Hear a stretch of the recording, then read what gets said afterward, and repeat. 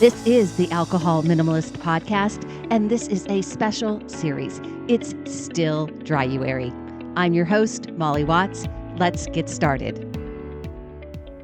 Hey, welcome back to the Alcohol Minimalist mini-series. It's Still Dryuary. If you haven't already listened to them, you can find 3 shorter episodes already released this week that are dedicated to helping you manage your mindset and get you through the messy middle of the month.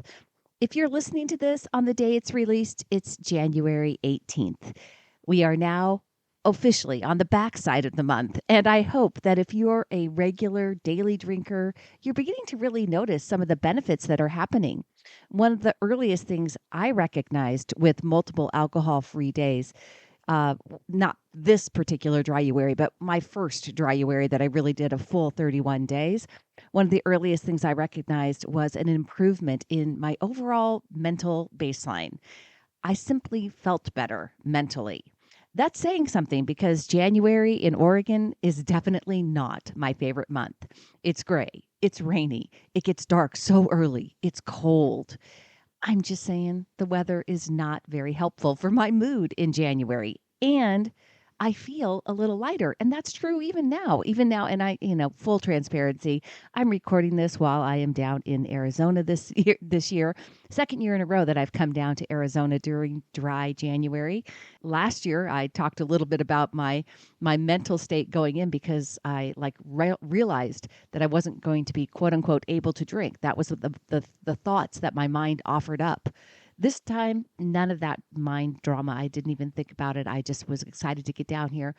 Escaped Oregon before my original flight was canceled. It actually was canceled on Saturday, the day that I was supposed to fly out because of snow and ice in Portland. So we went a day earlier and I'm down in some beautiful 65-degree sunny weather. It makes me it's happier. So of course I'm feeling lighter, but regardless, even before then, even last week in Oregon, my mind was just feeling, like I said, whenever I string together many multiple alcohol-free days, I remember it. I always recognize and can appreciate the very significant way that it makes me feel. And I remember it specifically from when I did my very first full dry January 4 years ago. Now, after 2 weeks, most people will begin to see a very noticeable improvement in sleep. And I will say, I think that it's important to remember that alcohol is just one part of your sleep equation. It's an incredibly important piece, but it's also possible that you can have disrupted sleep cycles even when you're alcohol free. And if you're not getting good sleep, I want you to make sure that you are looking at all the other areas of sleep hygiene, because alcohol isn't going to help it get better. All right. That's one of those things that we need to question. It's just simply not true. And I hope though, but for many people, I know for me, one of the first things I realized, I got a 90 sleep score in my sleep tracker during the month of dry January that I'd never seen before. And it's also possible that you might not be focused on all the positives during dry January. If you're spending your time reprimanding yourself for off-plan drinking, that's what we're talking about today. How do we reset for this back half of the month and boost our motivation to prioritize alcohol-free days for the next 13 days if we've already had some off-plan drinking?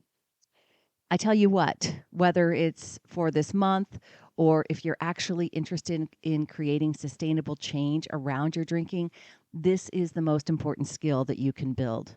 Because here's a secret. It's not only normal to have off-plan drinking, it's actually an opportunity to grow and change faster. I promise. If you choose to be curious and compassionate with yourself and not use the circumstance as a reason for why you cannot succeed, if you had off-plan drinking and decided that, well, I screwed it up, so I'm done, right? If you've already thrown in the towel, I want you to reconsider. During the course of this week, we've talked a bit about the different parts of the brain and how we need to use our goal-oriented, future-focused prefrontal cortex to override our lower, more primitive brain when it comes to sticking to our dry January goals. We've acknowledged that it can be hard and that it's especially hard when we have ingrained habits around alcohol. But we've started to talk about that higher brain and that lower brain. And part of something that you should understand about your primitive brain, your unconscious, that lower brain, is that it can confuse the discomfort of changing habits with pain that needs to be avoided for your survival. All right? Once your brain commits drinking to habit, it is invested in maintaining the habit because that's what you've trained it to do. Those old self-limiting beliefs come in, thoughts like, see, you can't do it. So you have an off-plan drink and your brain throws out, see, you can't do it. It means that the habit then stays intact. The brain conserves its precious energy and it protects you from the pain of change, which your lower brain equates with your survival. But of course, the thought isn't true. It's simply a thought that you've had and you've practiced for years. And challenging those old self-limiting beliefs, questioning them, and ultimately changing how we talk to ourselves when we don't do what we've promised ourselves we will do, that's the key to resetting when we've drank off plan. When we direct compassion toward ourselves and our off-plan drinking, it really means that we're not going to allow ourselves to participate in the negative beatdown that most of us are very accustomed to doing. All of the feelings of disappointment, regret, and shame, those are fueled by our thoughts. When we think things like, I can't do it, I'm never going to figure this out, something's wrong with me, why can't I keep my promises, I'm so weak. Of course, we feel all of those negative emotions, including feeling pretty hopeless about our ability to stick to our Dryuary goals, right? And there's a part of you that believes that if you are hard on yourself, you can whip yourself back into shape. But ask yourself, how well has beating yourself up worked in the past? When you have the thought, I'm never going to figure this out, it feels really hopeless, right? I know that thought because it's definitely a thought I used to have too. What I know is that feeling hopeless is not the emotion you need to help you take positive actions. When you feel hopeless, you are far more likely to just throw in the towel and say, screw it, I blew it, for the rest of the month. Hopeless people don't finish strong. The way that you don't end up in that camp, the hopeless camp, you've got to look for thoughts that are fueled by compassion and curiosity. It happens when you believe that there is a path forward for you. And the way that you get that belief is by practicing curiosity and compassion. When we stop beating ourselves up, we remain hopeful and our brains are open to taking that next step. The problem is, of course, that we're very used to thinking negative thoughts about ourselves when we overdrink, when we drink off plan, especially if we've made a goal of not drinking, right?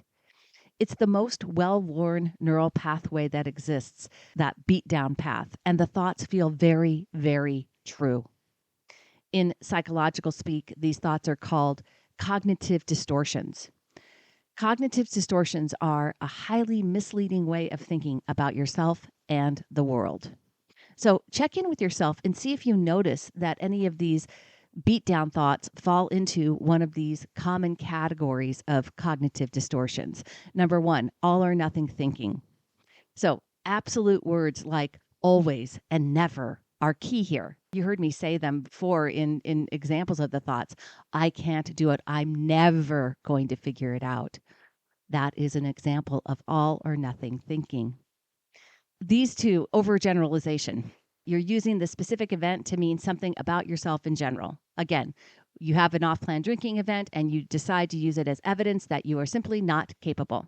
You use one event and you make it mean everything about yourself. Number three, mental filtering and discounting the positive. These two things kind of go hand in hand. You ignore any positives, like the positives of making the commitment to dry January, having successful alcohol-free days, making plans ahead of time. You discount any of that and focus solely on the negative. Positive was like I said, made a plan, and that goes right out the window, and you only focus on the fact that you didn't stick to it. Discounting the positive goes further than ignoring, and you think thoughts like, having a plan doesn't matter since I'm not capable of sticking to it, right? Another cognitive distortion, magnification and minimization. Similar to mental filtering and discounting the positive, you magnify the negative meaning of going off plan and you minimize the positive of having a plan in the first place, right? I want you to think about that. I hear it so often. We make going off plan mean everything, and the fact that we had a plan mean nothing. All right? That's a cognitive distortion, and you got to be aware of your thinking. And another one, the last one here of these cognitive distortions, emotional reasoning. This is kind of a backwards way of interpreting your emotions, not believing that you can change them with your thinking and seeing your emotions as validation. I want you to hear that again. This is a backwards way of interpreting your emotions. So putting full emphasis on the emotion and not believing that you can change them with your thinking, seeing your emotions as validation. I feel hopeless, so things must never be going to get better. Does that make sense? That is a cognitive distortion. If you feel hopeless, you put all stock in that feeling instead of realizing that the feeling comes from your own thinking and that you can change feeling hopeless by changing your thoughts.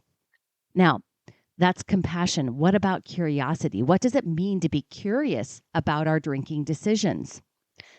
Curiosity means that we're going to ask ourselves questions to understand what happened when we decided to drink off plan. We are going to become a scientific observer of our thoughts, feelings, and actions to determine what was going on. We have to use our off plan drinking as data. All right? We accept responsibility for the result, the off plan drink, and we work to uncover how we could have changed our thoughts in the moment during the decision to drink, because it didn't just happen. We made the decision. What could we have changed to get a different and better result? We handle this without shaming ourselves, and we are committed to truly understanding our behavior. We are scientists, and we are analyzing the data to learn from it. That's what curiosity means. Compassion means that we're not going to talk to ourselves in a beat down fashion. We're going to really hold space and look at what's happened, and we're going to use curiosity to analyze it. As with anything positive habit that you are trying to incorporate into your life, changing how you respond to mistakes and setbacks requires practice and intention. This isn't something that just happens overnight because you have got a very ingrained habit, I promise, of negative self-talk, especially when you drink off plan. You will need to purposefully redirect yourself when your brain wants to spit out thoughts like you know better. You've got to challenge yourself to use these missteps as an opportunity to learn. Be compassionate, be curious, and keep going. The only way that you don't succeed at Dry January is if you simply quit trying. All right? Even if you've had multiple off-plan days, the only thing that's stopping you from finishing strong is your thoughts. Let's choose curiosity and compassion, and then figure out how you can show up differently today. Let's prioritize alcohol-free days for the next 13 days and see what happens. Tomorrow, we're wrapping it up with, oh no, it's the weekend, and other thoughts that we have about celebrating or relaxing, rewinding, rewarding ourselves, and how that all wraps up with alcohol. As a reminder, I've talked about it earlier this week, but I have just opened up my schedule for my new 12-week one-on-one coaching program. This is a very limited opportunity, and if you're looking to take what you've accomplished in Dryuary into sustainable change for the rest of your life, especially if you've had a lot of off-plan drinking and you're finding it hard to stick to your Dry January plans, I would love to have a conversation with you. Email me, molly@mollywatts.com, or go check out www.mollywatts.com/work with me. That's what I've got for you today. Thank you so much for being here. Thank you for spending the week with me. I look forward to talking to you one last time during this bonus series. I will see you tomorrow.